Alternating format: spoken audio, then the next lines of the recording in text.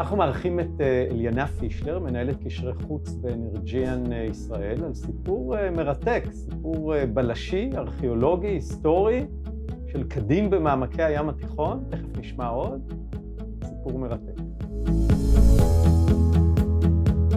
היי אליאנה. היי. תודה שהצטרפת אלינו, אז אמרנו סיפור בלשי, ארכיאולוגי, היסטורי, קדים במעמקי הים התיכון, ספרי לנו במה מדובר? אז אני דבר ראשון אפתח בזה שאם יש משהו שלמדתי, זה שזה לא קדים, זה קנקנים. וואו, פשוט העתיקות לימדו אותי שקדים זה בנס פח השמן בחנוכה, אנחנו מדברים על קנקנים. ושנדע להבחין אם ניתקל בקנקן לכאן. לא יודעת, רק יודעת שכאן אין לנו קנקנים. יש לנו משהו לבדוק, אוקיי. אנרג'יאן מפעילה היום את אסדת כריש בישראל, באמצעות מאגר כריש מספקת היום כמעט מחצית מצריכת הגז השנתי של ישראל. אסדת כריש ממוקמת כ-90 קילומטר מחופי חיפה, ושם אנחנו עובדים, מפיקים את הגז הטבעי ומספקים אותו למשק הישראלי. כחלק מהעבודה השוטפת שלנו, אנחנו נדרשים לבצע סקרים תת-ימיים במעמקי הים, כדי לבדוק כל מיני פרמטרים סביבתיים, תפעוליים ואחרים. חלק מזה חובה רגולטורית וחלק מזה בשביל העשייה העסקית שלנו. במהלך אחד הסקרים הללו, שבוצע לפני כשנה, קיבלנו מהרובוט תמונה שנראתה מוזרה. כן. ראש צוות סביבה אצלנו, קרנית, הסתכלה על התמונה ואמרה שנראה לה שיש כאן מצבור של קנקנים ששוכבים בקרקעית הים, עומק של כמעט 1.8 קילומטר. בנוהל הרגיל היא שלחה את התמונה הזו לרשות העתיקות, שאליהם אמורים לשלוח כל ממצא כזה, ומאותו רגע התחיל להתגלגל סיפור עוצר נשימה ומרגש, כשתוך דקות הם היו על הקו, ואמרו שאם זה מה שהם חושבים שזה, אנחנו מדברים כאן על אחד הממצאים המשמעותיים, החשובים והעתיקים ביותר שהתגלו אי פעם בים העמוק. והכל מקנקנים. כן, אתם תראו בוודאי את התמונות, ניתן לראות בבירור צורה של קנקנים, רואים שהם שלמים, רואים שהם מסודרים בשורות, יש שם מטען של ספינה, ובדיעבד אנחנו גם יודעים להגיד שכנראה מכלול הספינה, הגוף של הספינה, נמצא שם גם, זאת אומרת, הספינה הזו שקעה כמו שהיא לקרקעית הים. לפני כמה שנים היא שקעה לפי הערכה? היום אנחנו יודעים להגיד שמדובר בתקופת הברונזה, סדר גודל של 3,400 שנה. וואו, ואת הקנקנים האלה הוציאו, נכון? נכון. או לפחות כמה מהם. נכון. אז מה שקרה זה שברשות העתיקות אמרו לנו שמדובר בממצא מאוד נדיר, שלהערכתם מצביע על דפוסים של התנהגות של סוחרים באותה תקופה שהיו שונים ממה שהעריכו עד היום. זאת אומרת, מעולם לא נמצאו ממצאים כל כך רחוק מהחוף. אני זוכר, אגב, קראתי באמת לא מזמן, שיש פה ממש שבירה של התזה הרווחת, שהפליגו קרוב לקו החוף. נכון. בעצם במרחק עין. פה נכון. בעצם אומרים חד משמעית, לא ייתכן גם הייתה הפלגה ללב ים. כן.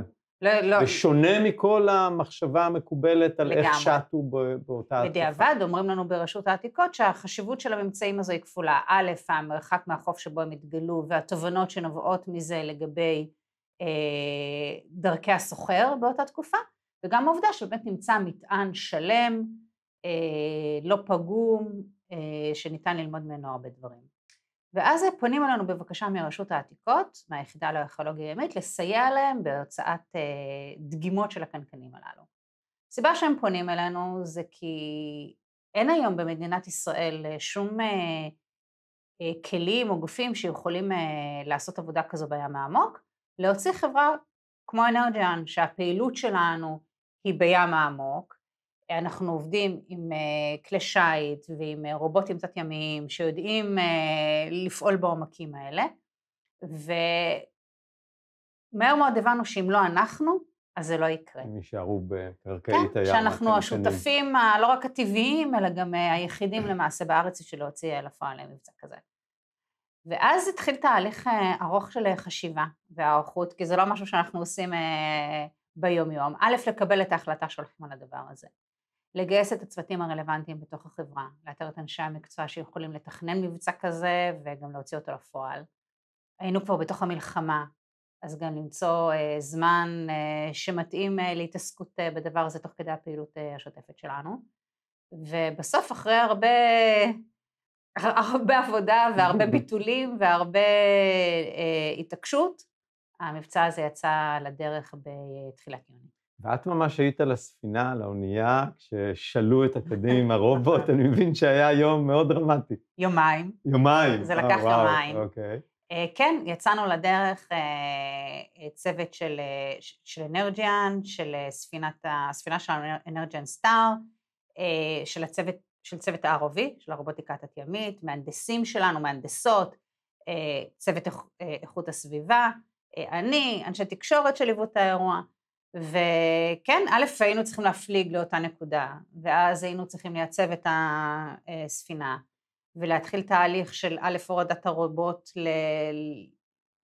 למפות את הספינה, ולקבל שקובי מרשות העתיקות יקבל החלטה איזה קדים הוא רוצה, קנקנים, הוא רוצה להוציא, ואז לחשוף אותם, עם מין משהו כמו שואב אבק כזה, שניקה מהם את האפר של 3,000 שנה, ואז להוציא אותם החוצה באמצעות חפירה ברשת דייגים, כשכל זה, תוך שאנחנו מאבדים מדי פעם את אותות ה-GPS, כי אנחנו במלחמה, ואז אי אפשר, חייבים לעצור את העבודה, עם הספינה שלה אנחנו נמצאים, זזה אפילו כמה עשרות מטרים, אנחנו עלולים עם הרובוט לפגוע במכלול שלמטה.